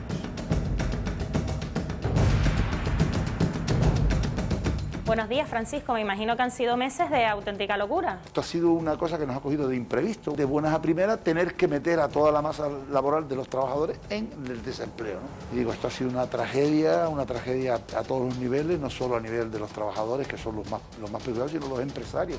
¿Cuál es el perfil más frecuente de sus clientes? Los usuarios son todas las empresas que nosotros llevamos, son hoteles, restaurantes, cafeterías y sobre todo bares, en fin, todo lo que el turismo demanda en una zona como esta. El impacto ha sido a nivel social y a nivel global ha sido muy fuerte.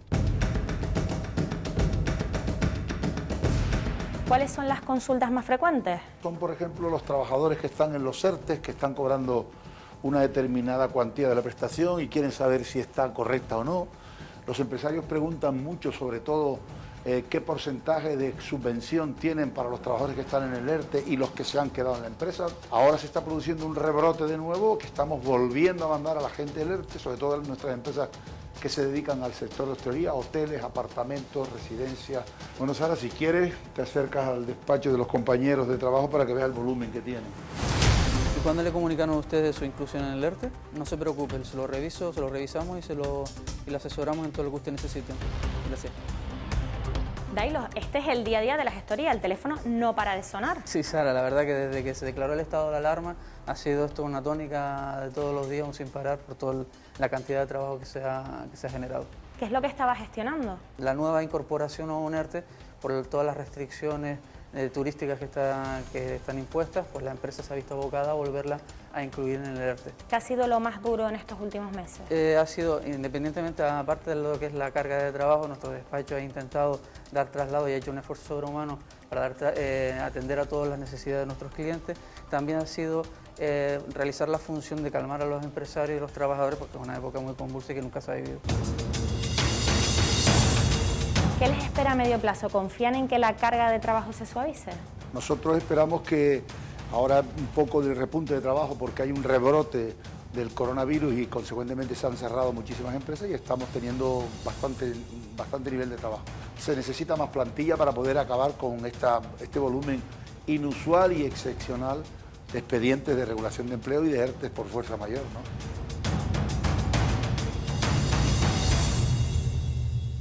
Ya lo han visto, son muchas las dificultades por las que pasan empresas y autónomos. Precisamente estos últimos se sitúan en la parte más débil de la cadena económica de las islas. A la vuelta nos acercamos a la realidad que están viviendo. A la vuelta de publicidad, regresamos enseguida, no se vayan.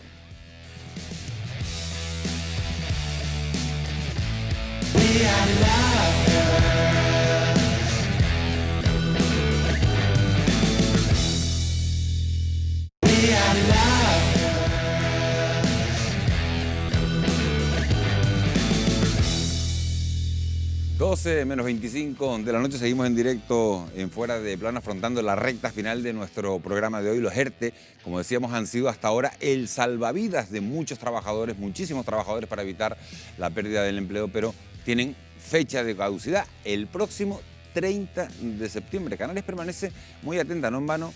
Es la cuarta comunidad autónoma con más trabajadores afectadas por estos expedientes. Tras todo un día de negociaciones, los sindicatos y la patronal han decidido esta tarde levantarse de la mesa sin llegar a un acuerdo con el gobierno para prorrogar los ERTE. Ahora le toca mover ficha al Ministerio de Trabajo, que tendrá que presentar una nueva propuesta para volver a negociarla. El principal escollo reside en qué sectores y empresas son viables para recibir la ayuda pública, porque desde el gobierno mantienen que no puede haber café para todos. Lourdes, ¿cómo lo arreglamos? ¿A qué sectores se le prorrogan los ERTE y hasta cuándo? Hombre, indudablemente depende de cada comunidad. En Canarias, claramente, el sector turístico importa mucho en este sentido. Hay otros sectores que tienen una importancia vital, como les decía antes, el sector de transporte marítimo. O sea, en Canarias, si no tuviéramos los puertos, pues poco podríamos alimentar al sector turístico. Y entonces, aunque los puertos, digamos que está manteniéndose de alguna forma, ¿no? Es un sector que se ha comportado de manera ejemplar, ¿no? Porque la logística es una importancia vital, pero también necesita un estímulo y una ayuda.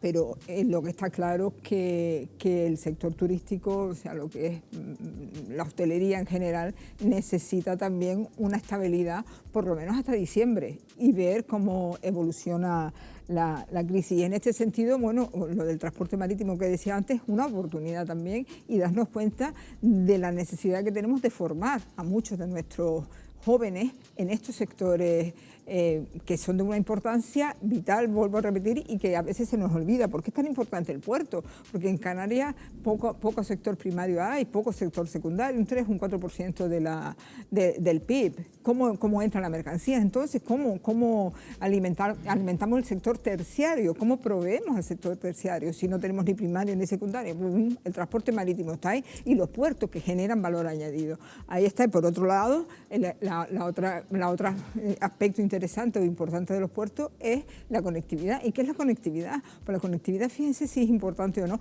la conectividad viene por el transbordo, ¿no? Una mercancía viene, sale por otro lado, en la conectividad. ¿Por qué es tan importante la conectividad? Porque el stock del comercio se reduce. Es decir, si yo tengo que esperar un año a que me venga la mercancía porque el puerto no está muy bien conectado, pues evidentemente el coste del comercio se eleva. Si la conectividad es dinámica, o sea, estamos bien conectados, ¿qué va a significar? Que los stocks se reducen y por tanto el coste del comercio también le afecta de una manera positiva. Por tanto, en estos sectores hay que meterle mano. Y otro muy importante y fundamental es el sector de las reparaciones navales.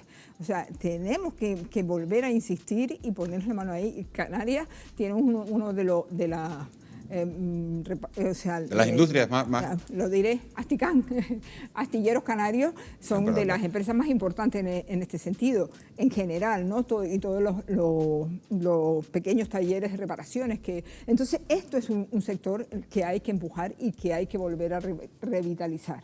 Jonathan, se está portando bien. Los empresarios se quejan de la incertidumbre a la que se están viendo sometidos y a tener que tomar decisiones a ciegas por culpa de estas negociaciones de última hora.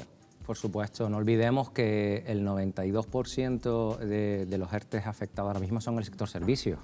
Indudablemente ya estoy adelantando por dónde tiene que ir, al menos en Canarias y bueno, en España en general, esta negociación, aunque yo creo que debe extenderse al resto de sectores económicos. No olvidemos que esto es una crisis económica que afecta a oferta y a demanda. Esto no es otras crisis económicas que hayamos conocido. Por tanto, las medidas que se tomaron en aquel momento no valen para ahora y hay que pensar en el conjunto de la economía. Y es lógico pensar que los empresarios no tengan idea, no sepan lo que hacer porque los gobernantes no saben lo que hacer. De los ERTE, recordemos que el 89% de las personas en ERTE trabajan en empresas entre 1 y 10 trabajadores, ¿no? Es decir, microempresas y empresas pequeñas. Lo que nos quiere decir que nuestro tejido empresarial es débil en España y en Canarias particularmente, que estos datos son específicos de Canarias. ¿Qué quiere decir esto? Que el gobierno nos tiene que dar seguridad. Los ERTE... Eso te quería preguntar, porque de las pocas cosas que parece que hay un acuerdo es que la prórroga de los ERTE tiene que ser hasta el 31 de enero. Como mínimo. Claro, ¿ustedes creen que esa estrategia de negociar prórrogas a corto plazo en lugar de adoptar un periodo más amplio que pueda dotar de certidumbre a las empresas y a los trabajadores? En Alemania, por ejemplo, los ERTE se prorrogan por un año. Sin duda. Aquí tenemos... Sería interesante aplicar esa misma fórmula. Sin duda. Dentro de poco esperemos que salga la vacuna que nos cure del COVID. Esa vacuna curará un tema sanitario. No existe una vacuna para la economía. La economía son unos ciclos y cuando empecemos a recuperarnos tardará varios años hasta que volvamos a conocer o a vivir algo parecido a lo que vivíamos antes. Por tanto, no podemos estar tomando a ciegas decisiones cada 15 días o cada 3 meses.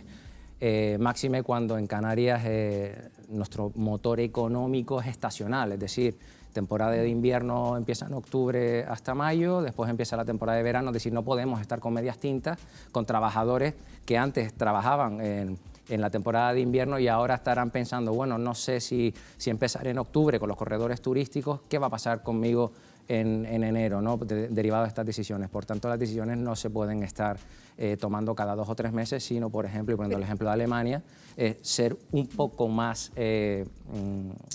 mirando a medio plazo. Pero no olvidemos la incertidumbre. La incertidumbre no proviene en este caso de la economía, la incertidumbre proviene en este caso de la sanidad y, como decía Beatriz González, ¿no?, López Barcárcel, ¿no?, que es de la economía de la salud. En este caso, en esta ocasión, la salud está por delante de la economía y la incertidumbre viene de la salud. Y entonces, claro, los gobiernos tampoco tienen la varita mágica para decir cuándo se va a acabar esto. Y por otro lado, no alargarlo demasiado también estimula. Es decir, oye, se va a acabar, vamos. Si yo estoy un año y más conociendo tal, pues igual me relajo. Entonces puede ser también un factor de estímulo el hecho de que estén haciéndose cada 3 meses o cada 4 meses. No olvidemos además que el objetivo de los ERTE es preservar el puesto de trabajo. Sí. Los ERTE tienen un problema. Claro. Que si no les damos seguridad, estos ERTE se van a terminar convirtiendo en ERES en algún momento y empresas en concurso de acreedores. Si no le damos seguridad, estas empresas... Queda claro el mensaje de que no se puede negociar a corto plazo, sino que, bueno, que se daría mayor seguridad. Hay que planificar. Además de las pequeñas y medianas empresas, los autónomos forman parte esencial del tejido productivo de este archipiélago. La mayoría de ellos son profesionales que trabajan en las actividades de servicios, el sector que peor lo está pasando en esta pandemia. Así son las dificultades que está viviendo este colectivo.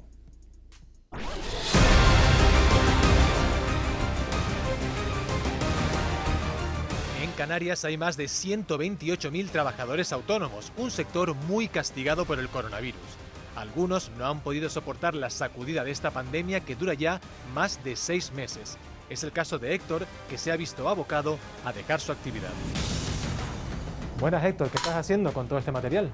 Bueno, aquí haciendo un poco de inventario y porque pues tengo una empresa de servicios audiovisuales, era autónomo, me di de baja hace poco, como están los locales cerrados, el ocio nocturno cerrado, pues no me ha quedado más remedio que ese inventario y ponerme a vender material para sobrevivir, con mucho dolor organizando, lo que me costó conseguir ese dinero para ir comprando poco a poco, pues ahora la venta prácticamente son de regalos. Porque has solicitado las ayudas por cese de actividad, pero todavía no tienes ninguna contestación, ninguna resolución. No, ninguna. Los listados han ido saliendo poco a poco, pues yo no aparezco en ninguno, o sea que no está negada, pero mira la fecha que estamos. Aunque no es el caso de Héctor, la mayoría de los autónomos ha cobrado las ayudas estatales, que cubren el 70% de su base de cotización. Las asociaciones del sector denuncian que las subvenciones anunciadas por las corporaciones locales y el Gobierno de Canarias para cubrir el 30% restante no son suficientes o llegan demasiado tarde. Las ayudas que han sacado los ayuntamientos cabildos del Gobierno de Canarias son escasas, son ayudas que teóricamente iban a paliar o ayudar esa cuarentena que tuvimos en casa.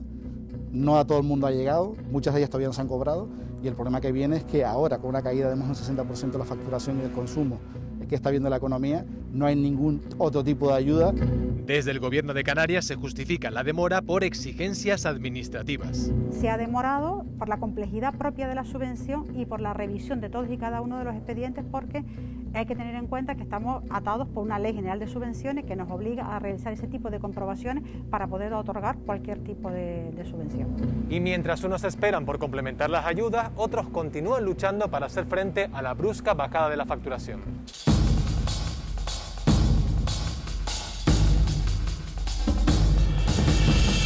8 de cada 10 autónomos han visto disminuir sus ingresos y más de la mitad de ellos de manera drástica, por encima del 60%.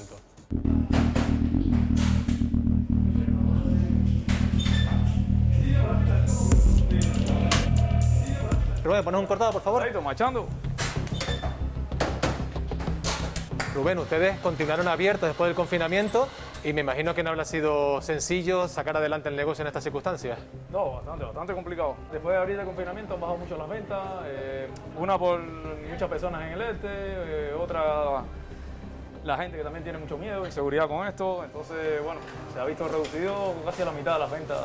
No te queda otra que apretar un poco y intentar reducir los gastos lo más que podamos, los pedidos lo más ajustados posible. ¿Llegaron alguna vez a plantearse después del confinamiento el hecho de no volver a abrir? Sí, siempre lo tenemos ahí como una última opción, pero es que, como decimos, vivimos de esto, entonces bueno, no te queda otra que seguirle poniendo ganas. Ante la falta de perspectiva laboral y en medio de la pandemia, también hay quien decide emprender por cuenta propia. Aridani acaba de poner en marcha su negocio de ropa y material de baloncesto. Tú has abierto la tienda en mitad de la pandemia por coronavirus, pero eres un valiente. Bueno, ya estaba proyectado, es un proyecto que tenemos hace tiempo y bueno, queríamos apostar por el mundo del baloncesto aquí en Tenerife y nos hemos arriesgado. ¿En algún momento, con las restricciones, con el confinamiento, con todas las medidas de seguridad, llegaron a plantearse paralizar la apertura del negocio? Pues sí, la verdad que sí que lo tuvimos muy en mente porque, claro, estuvimos 2 meses prácticamente sin poder salir de casa. Pese a estas nuevas iniciativas, más de 400.000 autónomos españoles no pueden desarrollar su actividad por los rebrotes, lo que hace que se planteen cerrar su negocio o llevar a cabo una drástica reducción de plantilla. ¿Qué supone esto para la economía? El peso que tiene es fundamental porque es el tejido empresarial de Canarias, ¿no? Y es fundamental porque casi el 95% de las empresas en Canarias son microempresas o autónomas. Hay una baja masiva de autónomos y de microempresas. La palabra clave es caos, ¿no? Para evitar llegar a esta situación, el sector reclama una mayor celeridad en el acceso a las ayudas, el único salvavidas para impedir que más persianas se cierren definitivamente. Las asociaciones de autónomos hablan de agonía en el sector. 8 de cada 10 han reducido su facturación desde que se iniciara la pandemia y la mitad de ellos ha perdido ingresos por encima del 60%. Lourdes, ¿debería aprobarse un plan de reactivación específico para los autónomos? Completamente de acuerdo, sí. La verdad es que, bueno, España y Canarias en particular se caracteriza porque el 90% de las empresas son pequeñas empresas y autónomos, evidentemente, son los que más van a sufrir. Eso está claro. Pero claro, ¿hasta cuándo los podemos mantener? Y las medidas tienen que ser de estímulo, ¿no? No ayudas eternas, sino estímulo. Pero claro, hasta que la economía se reactive y vuelva toda esta cantidad de empresas a entrar en el mercado, pues estaremos una temporada con un sufrimiento elevado por parte de las empresas y sobre todo los trabajadores, claro, porque las empresas tienen que despedir. Se puede quedar uno, se puede quedar dos, pero el resto... Jonathan, otra de las críticas de los autónomos es que la prestación por el cese de la actividad que se podía solicitar desde el 1 de julio no tiene nada que ver con el contexto real que viven y que ha sido un fracaso. Tanto es así que de hecho solo el 7% ha solicitado esa ayuda. ¿Está siendo deficiente las respuestas que están dando las administraciones a este colectivo? Rotundamente sí. El colectivo autónomo, tenemos que decirlo, siempre ha sido el abandonado del sector empresarial o del sector laboral en España, pero en este caso concreto de las ayudas, como decía Lourdes y como bien se ha dicho en el vídeo, el 90%, detrás de este 90% siempre hay un autónomo y por tanto miren la importancia que tiene salvar a estos autónomos porque significa que salvaremos a las microempresas y empresas pequeñas, ¿no? que son los que dan el trabajo en el archipiélago. Por tanto, tenemos que salvarlos, tenemos que inyectarles liquidez para mantener empleo y tenemos que cuidarlos más. Que solo el 7% del total de las solicitudes hayan recibido esa prestación. A mí no, solo el 7% lo ha solicitado. De los solicitados, sí. Lo ha solicitado. Me parece, vamos, un número muy bajo. Lourdes, algunos autónomos lo son a la fuerza. Desde el estado de alarma se ha incrementado el número de empresas que ha sustituido a sus trabajadores por falsos autónomos. ¿Creen que esta fórmula es un mal menor cuando la otra opción es el despido? Tiene una doble lectura, ¿no? Hay algunos que no quieren salirse de ser falsos autónomos porque por lo menos tienen trabajo, porque entran a la empresa, las empresas a lo mejor ahora en este momento no lo va a contratar y luego está, bueno, pues no es justo que estén de falsos autónomos cuando tienen una serie de condiciones por pertenecer a una empresa. Entonces tenemos ahí ese equilibrio que dónde está, pero habría que buscar caso por caso, pero indudablemente hasta ahora, antes de la pandemia, no se solucionó. comercio, ¿no? Y era un problema que estaba ahí, vamos, sobre la mesa y lo veíamos todos los días y cerramos los ojos, pero ahora que por fin se ha solucionado, a lo mejor no es el momento adecuado, ¿no? Yo creo que lo importante ahora mismo es comer en casa. Sí, efectivamente. Y da igual que te llames falso autónomo o lo que sea. Ahora mismo lo que hace falta es generar economía, de la manera que sea. Sí. Economía legal, evidentemente, economía legal. Entonces, bueno, no creo que sea el momento ahora de iniciar inspecciones laborales.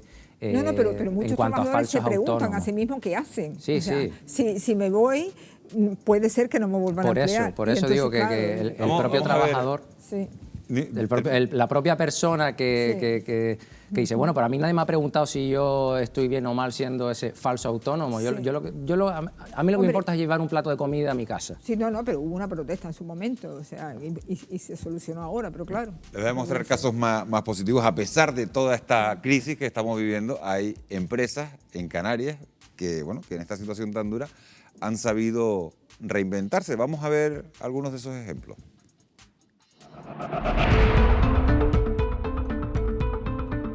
El sector del comercio no termina de arrancar. A pesar de volver a una cierta normalidad, el consumo no despega y un gran número de negocios ha tenido que cerrar sus puertas. Sin embargo, otros salen reforzados. En algunos casos podemos hablar de una sobrecarga de trabajo que ha desembocado en la saturación de muchos profesionales que hasta el momento no han tenido descanso. ¿Cómo han gestionado esta situación, Carlos?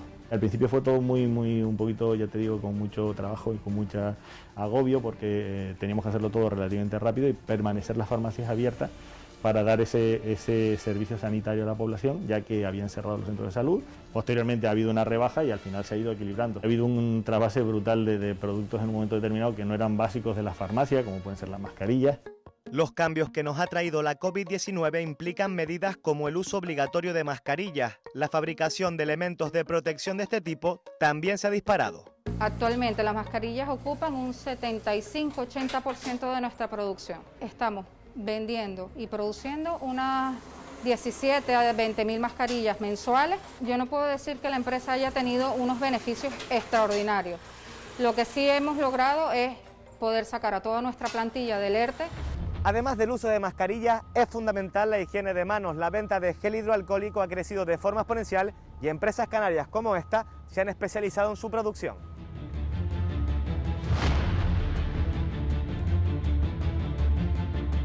Miguel Valcarce, gerente de Bionca Química, una empresa canaria que ha empezado a fabricar soluciones hidroalcohólicas. ¿Cómo surge esta idea, Miguel? Nos sentamos los socios y estuvimos viendo la posibilidad de crear una nueva línea de negocio, que era la de fabricación de soluciones hidroalcohólicas, que aquí en Canarias pues no hay ninguna empresa. Miguel, ¿qué te parece si me muestras las instalaciones y seguimos hablando un poquito dentro? Venga, pasamos para adentro. Miguel, ¿y cuál ha sido la repercusión de incorporar la fabricación de estas soluciones hidroalcohólicas en la actividad de la empresa? Con respecto a la empresa, obviamente, es una nueva línea de negocio, que es una nueva entrada de dividendos. La otra parte, que es el hipoclorito sódico, que se utiliza para potabilizar agua y para higienizar piscinas. Con el cierre de los hoteles, pues esa parte ha caído a cero prácticamente, ¿no? Entonces, bueno, lo que ha hecho realmente es sustituir lo que hemos caído por otro lado, con lo que hemos conseguido durante este estado de alarma es mantener la plantilla, mantener la actividad. La fabricación de un novedoso producto que certifica la protección textil frente a cualquier microorganismo ha hecho que una empresa canaria haya encontrado un importante nicho de mercado en el extranjero. Ricardo, ¿en qué consiste este novedoso producto que han lanzado al mercado? Somos una empresa canaria que desarrolló y patentó hace 3 años un producto a base de plata y modificado por nanotecnología. Creamos un protector biocida textil de última generación. Desde hace 3 años ya estamos vendiendo el producto en toda Europa y ahora a raíz de la pandemia pues estamos exportando mucho a 8 países latinoamericanos y estamos en trámites también para introducir el producto en Estados Unidos. Ricardo, ¿qué te parece si aprovechando que has traído esa muestra hacemos una demostración con alguna de estas prendas de vestir? Es simplemente agitar el producto y humedecer toda la superficie a proteger. El producto se quedaría anclado en el tejido y durante una semana iría liberando su principio activo, de tal forma que cualquier microorganismo que se deposite sobre la prenda, incluido el COVID-19, quedaría inactivado a los 30 segundos. Otro de los sectores que se ha visto beneficiado durante la pandemia es el de las compras online, lo que ha impulsado al sector del transporte y entrega de mercancías. Vale. Rubén, ese palé para Lanzarote que tiene que salir mañana, ¿vale? Pablo, responsable de este almacén, una empresa mayorista, ¿cómo ustedes se readaptaron o se reinventaron después del confinamiento? Bueno, nosotros teníamos muy claro cuál es nuestro sistema, que es a través del distribuidor, y orientamos a que el cliente final vaya a las tiendas a buscar el pedido. Si no puede salir a la calle, hay que enviárselo a su casa, entonces modificamos la logística desde el minuto 1. Hablamos de una empresa que se mueve en el sector de las ventas online que se han disparado. ¿Han notado ustedes ese incremento? ¿Podrías hacer una estimación? Sí, sí se ha notado el incremento. Yo creo que podemos estar hablando de entre el 30 y el 40% en incremento de pedidos, y se ve también en el volumen de los repartos, que evidentemente han aumentado desde el pasado mes de marzo, ¿no? En todas las crisis se abren nuevas oportunidades con empresarios capaces de darle la vuelta a su negocio y con emprendedores dispuestos a poner en marcha sus ideas. Esta situación tan complicada en la que estamos inmersos, desde luego hay que buscar esas oportunidades, ¿no? Intentar salir de toda esta situación incluso fortalecidos, ¿no? Y mucho mejor desde el punto de vista económico. Y además se está produciendo una reinvención constante de los negocios para buscar esas oportunidades de ventas o nuevas actividades hasta ahora impensables. La pandemia está dejando numerosos negocios por el camino, pero también impulsa la capacidad de reacción, ofreciendo nuevas respuestas a nuevas necesidades.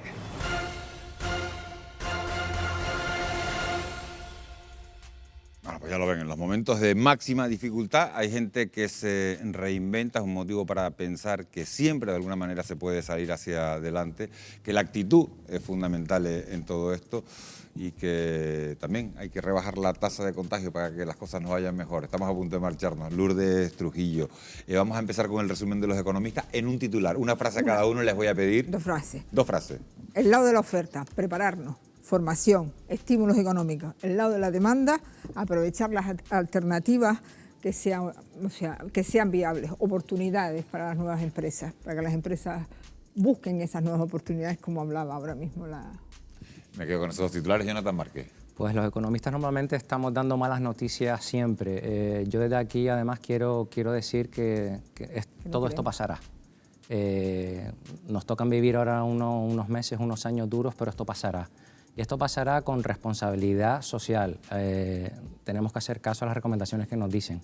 Nuestros gobernantes tienen que hacer su trabajo. Un titular te he pedido, ¿eh? Esto pasará, pero todos tenemos que hacer nuestro trabajo. Y los empresarios tendremos que producir y lo haremos y estamos trabajando duro para ello. Todos tenemos que cumplir con nuestras obligaciones. Isabel García, sanitariamente ya. Yo resaltaría que tenemos que aprender a convivir con el coronavirus, pero sin bajar la guardia. Es importante ahora las cifras que tenemos, no bajar la guardia es la frase que yo diría. ¿Vamos, García? Pues yo te resumiría en un titular con una canción de los Beatles.